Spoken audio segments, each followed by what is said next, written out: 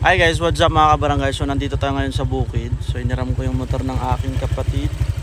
And wala naman, magpapahangin lang tayo saglit dito. Magmumotor papasyal, diba? So tara.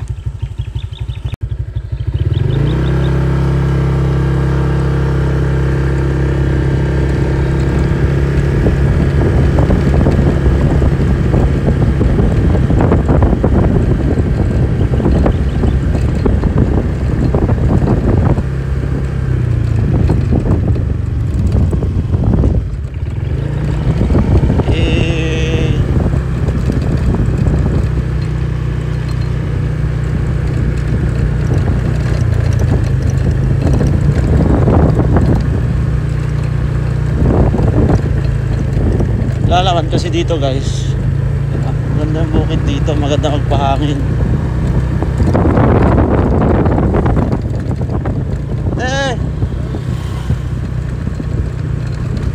May nakasalubong tayo, kakilala natin. Kasi dito guys, dati no, dito ako nagtatrabaho diyan. Alam nyo, nakakatuwa yung mga experience ko dito sa bukid. Yan, kanya yung mga mais na yan, aabuno ka dyan, diba? Aabuno ka, mamimitas ka ng mais, diba? Tapos maraming kwentuhan. Yan yung mga experience na unforgettable experience guys. Mga life experience na hindi mo makakalimutan, diba?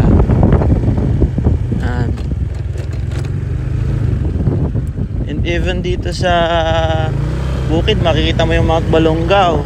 Ayun o, kita nyo naman doon sa likod. Ayan, diba? So let's see, let's go. Diba, ang layo ng bukid namin dito. Yan, may mga nagtatanim din, diba?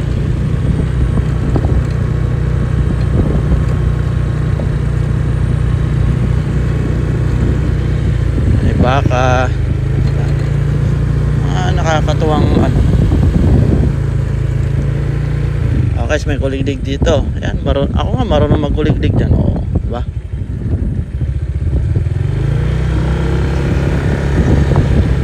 Kasi guys, dati daanan dito putik-putik, lubak-lubak, putik-putik yung daanan dito, which is kaya lang ulit ako nakapunta after almost 6 years.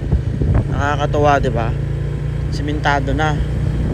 Hindi ko alam kung hanggang saan yung pagiging simentado nito. So titignan natin sa dulo-dulo hanggang saan. So let's see.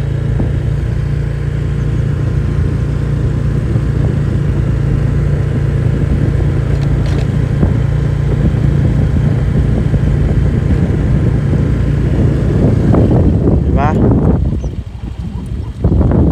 Daming ibon oh.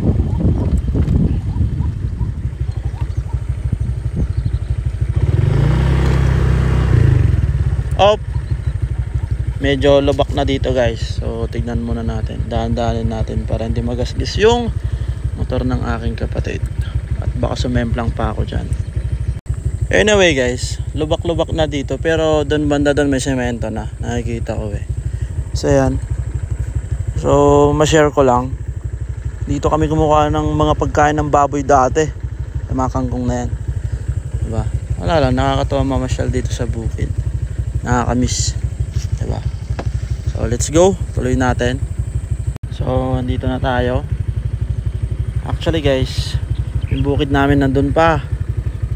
Yun o, kita nyo yan, yung maraming puno dyan. So dun, andun yung lupa namin, no? So dyan dati, lalakarin mo na daan na to, lalakarin mo yan hanggang doon. Tapos doon naman ako namamahinga minsan dyan, mga puno na yan, diba? Wala lang, nakakamiss lang magpainit at saka magpangin dito sa bukid. So tara, uwi na tayo. Namasyal lang ako dito sa bukid. But anyway, yung Mount Balongaw, kitang kita dito. Ayan o, ba?